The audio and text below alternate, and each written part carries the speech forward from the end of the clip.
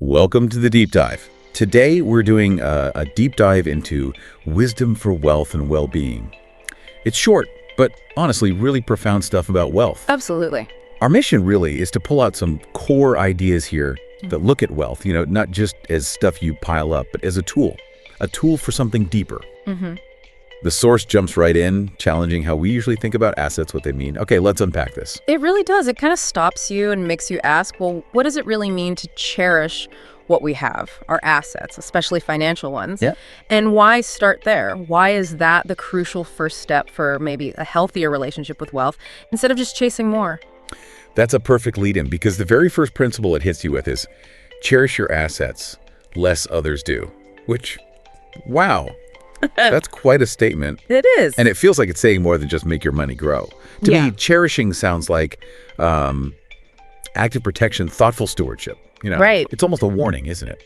Like if you don't actively care for your wealth, really understand it, protect it, connect it to your values, then something else will manage it. Maybe just the market or taxes you didn't expect, or eventually maybe other people who don't see things your way. Exactly. And cherishing isn't hoarding. It's not hiding it away. It's about informed, active care.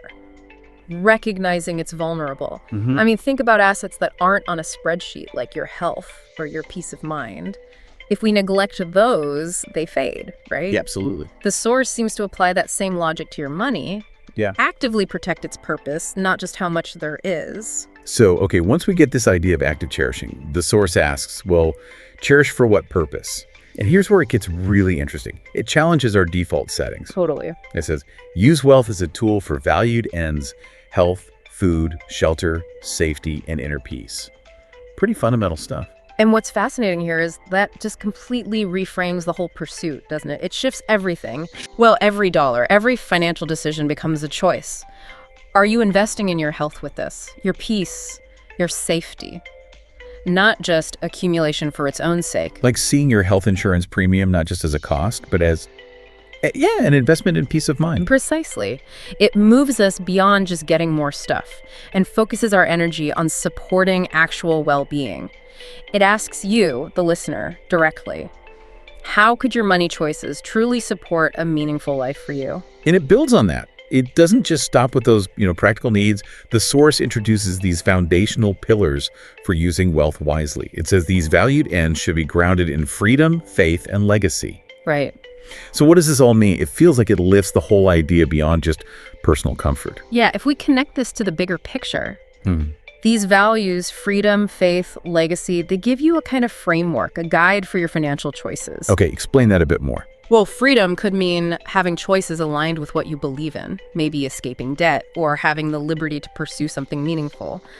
That idea of freedom resonates deeply, especially, I think, for many Americans seeking independence. Makes sense. Faith.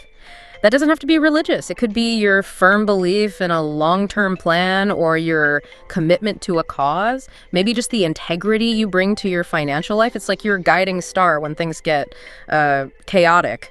Yeah, and legacy. Well, that's about leaving something positive behind for family, community, maybe causes you care about, something beyond just yourself. And this raises an important question for you listening. How do your deepest values actually line up with what you're doing with your money right now? Are they contributing to something lasting? That's a powerful way to think about it. So bringing it all together, this wisdom for wealth and well-being seems to be saying wealth isn't just what you have. It's about what it lets you do and maybe who it lets you be, all rooted in your core values. Exactly. The true measure of wealth's value, according to this, is its power to serve those deeply meaningful purposes. It goes beyond just personal gain to making a real impact, whether personal or, societal. It pushes us to look past the numbers to the actual effect of our financial lives.